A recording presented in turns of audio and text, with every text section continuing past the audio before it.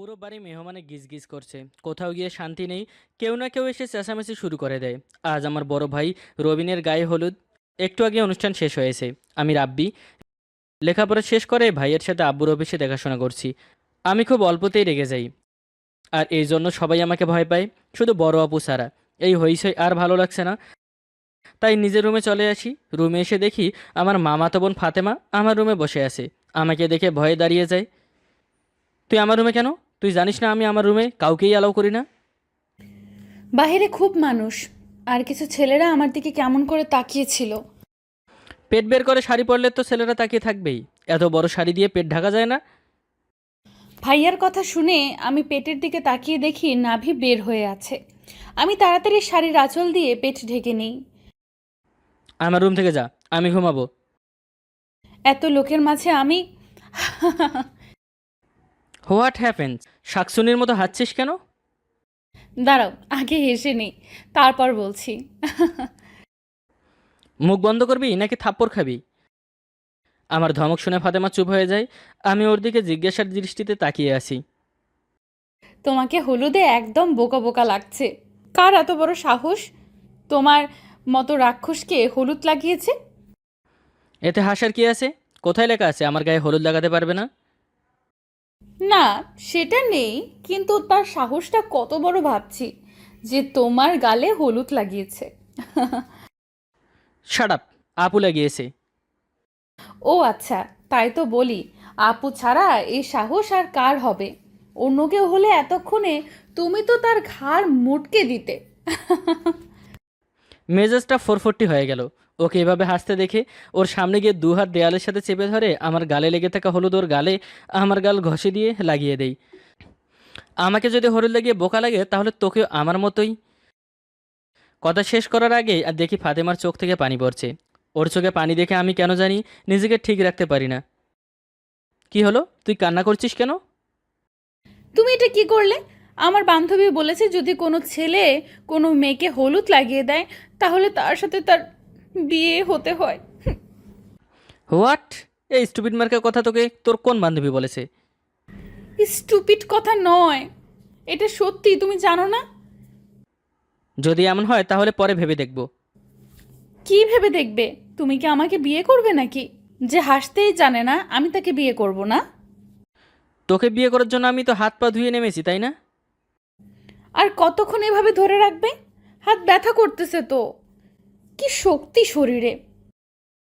আমি ফাতেমার হাত ছেড়ে দিয়ে ওর থেকে দূরে এসে দাঁড়াই। ফাতেমা মাথা নিচু করে দরজার কাছে গিয়ে বলে, রাব্বি ভাইয়া শোনো। রাব্বি ভাইয়া আমার দিকে তাকাতেই আমি ভেঙচি কেটে দেই। এক দৌড়, এক দৌড়ে রাইসা আপুর রুমে। এই মেয়েকে আমি আজও বুঝতে পারলাম না। মাত্র কান্না করছিল, আবার এখন ভেংসি কেটে চলে গেল।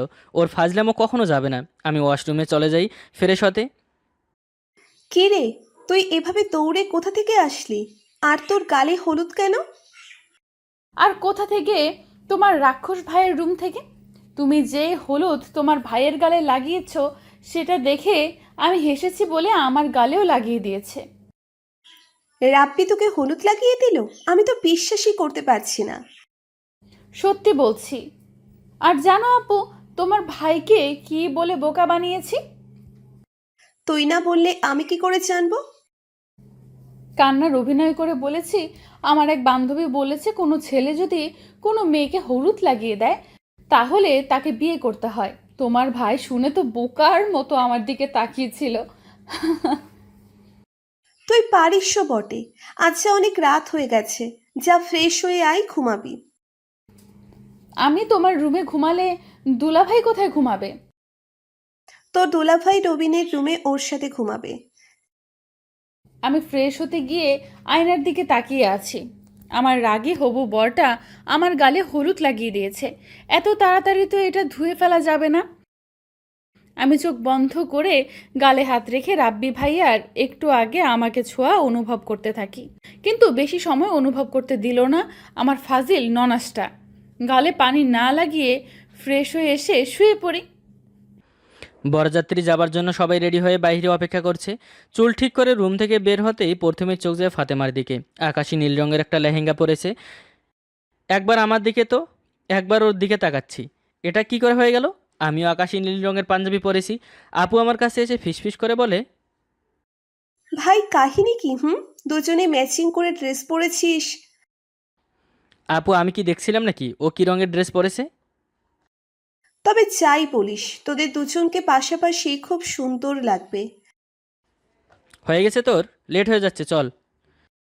বলে সবাই গিয়ে গাড়িতে উঠে ভাইয়া আর দুলা ভাই, আপু আর কিছু কাজিনস এক গাড়িতে, আমি আমার গাড়িতে। পাশেই ফাতেমা বসে আছে। আমার গাড়িতে কারো ওঠার সাহস নেই, বাকিরা বাসে। তুই আমার সাথে কেন এসেছিস? আমি তোমার সাথে যাব তাই। এই ড্রেসে খুব সুন্দর লাগছে। এখন তোকে মেরে রাস্তায় ফেলে দিয়ে গেলে কেমন হবে? দেখো তো, তুমি কিন্তু আমাকে ভয় দেখাচ্ছ। আমি কিন্তু তোমার সাথে গেলে সেফ থাকবো, তাই উঠেছি। ভাইয়া কিছু না, গাড়ি স্টার্ট দিয়ে ড্রাইভ করতে থাকে। কিছু সময় পর বিয়ে বাড়িতে এসে পৌঁছাই। আমি গাড়ি থেকে নেমে ভাইয়ার হাত ধরে হাঁটছি। একবার আমার দিকে তাকায়, কিন্তু কিছু বলে না। দেখতে দেখতে বিয়ের কাজ শেষ হয়ে যায়। আমি পুরোটা সময় রাব্বি ভাইয়ার হাত ধরেই ছিলাম। রাব্বি ভাইয়া কিছুই বলেনি। বিয়ে বড় ভাইয়ার হলেও সবাই কেন জানি আমাদের দিকে তাকিয়েছিল। বিয়ের সময় ভাই আর আব্বু আম্মুকে জড়িয়ে ধরে কান্না করে। সব শেষে ভাবিকে নিয়ে বাসায় চলে আসি। আজ কিছু মেহমান কমেছে, বিয়ের অনুষ্ঠান শেষ, অনেকেই ওখান থেকেই চলে গেছে, কেউ কিছুক্ষণ আগে গেছে। আমি ছাদে দাঁড়িয়ে রাতে সৌন্দর্য উপভোগ করছি। পেছনে কারো আসার শব্দে পেছনে তাকাই, ফাতেমা এসেছে। আবার আগের মতো সামনের দিকে তাকিয়ে আছি। এত রাতে এখানে কি করছো? ভাইয়ার বিয়ে হয়ে গেছে, তোমার হয়নি, তাই মন খারাপ হচ্ছে? তুই কখনো ভালো হবি না, ছোটবেলার মতো এখনো ফাজিলি রয়ে গেলি। আমার মতো একটা ভালো মেয়ে তুমি খুঁজে পাবে? ভালো আর তুই শয়তান বলে আমি ভালো মানুষ। শেষের কথায় কি বললে? এত আস্তে কেন বললে? ভয় পাও আমাকে? দ্য গ্রেট অ্যাংরি ম্যান রাব্বি চৌধুরী আমাকে ভয় পায়? ওয়াও! সো ফানি, তোকে কি আমি ভয় পাই? হা হা হা। তুমি হাসতে পারো নাকি? কেন, আমার হাসা বারণ নাকি? না, তেমন না। তোমাকে তো রেগে থাকা ছাড়া এখনো পর্যন্ত দেখিনি, তাই জিজ্ঞেস করলাম। হয়ে গেছে। কি হয়েছে, ছেলে নাকি মেয়ে? হয়ে গেছে, সেটা তো তুই ভালো জানিস, কারণ হবে তো তোর, আমার না। তাও অবশ্য ঠিক বলেছ। এই কি বললে তুমি? আমার হবে মানে? আমার কি এখনো বিয়ে হয়েছে নাকি? তোর সাহস তো কম না, আমার সামনে দাঁড়িয়ে উচ্চস্বরে কথা বলছিস। মাথায় তুলে সোজা নিচে আসার মারবো। এই রাক্ষসের বিশ্বাস নেই। দেখা যাবে সত্যি সত্যি নিচে ফেলে দেবে। ভালোই ভালোই আমি এখান থেকে চলে যাই। উল্টো ঘুরে এক কদম সামনে এগোতেই পেছন থেকে রাব্বি ভাইয়া বলে, এই যেখানে আছিস সেখানে দাঁড়া। আমি ভয়ে চোখ বন্ধ করে দাঁড়িয়ে আছি। এখন যে কি হবে সেটাই ভাবছি। কিন্তু ভাইয়া যা করলো, আমি তো হার্ট অ্যাটাক করার অবস্থা। আমার সামনে দাঁড়িয়ে আমার কপালে আর ঠোঁটে ওনার ঠোঁট ছুঁয়ে চলে গেল।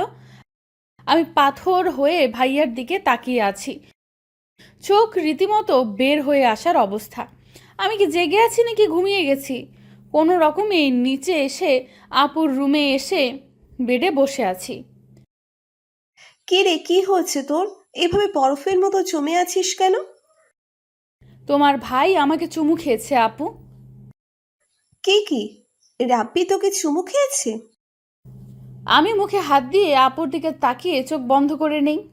আনমনে কি বলে ফেললাম। আপু হাসছে। তার মানে রাব্বি তোকে ভালোবাসে।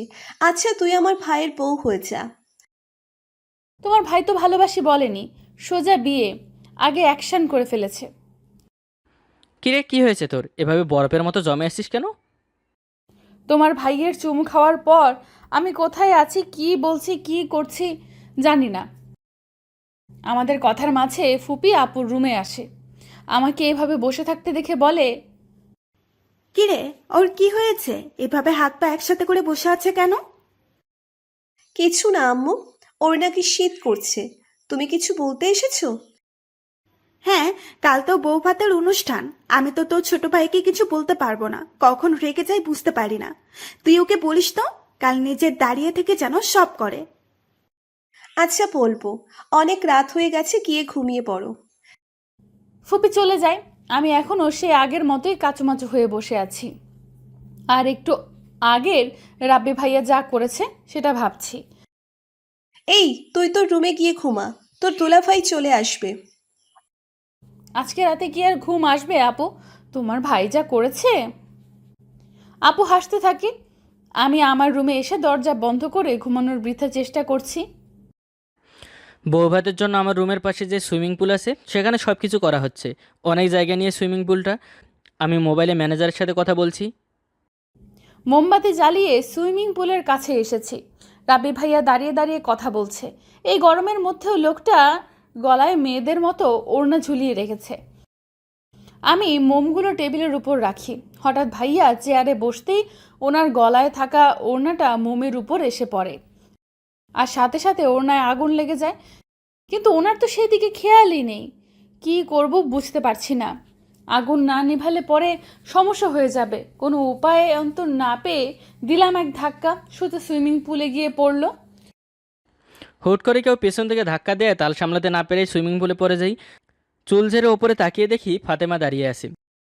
রাগে আমার মাথা গরম হয়ে গেছে। সুইমিং পুল থেকে ওরে ফাতেমাকে কোলে নিয়ে ফেলতে গেলে ও আমার গলা জড়িয়ে ধরে। ওকে নিয়ে আবার পড়ে যাই। পানির মধ্যেই দাঁড়িয়ে আছি, আর ফাতেমা এখন আমার কোলে গলা জড়িয়ে ধরে আছে। সবাই আমাদের দিকে তাকিয়ে আছে।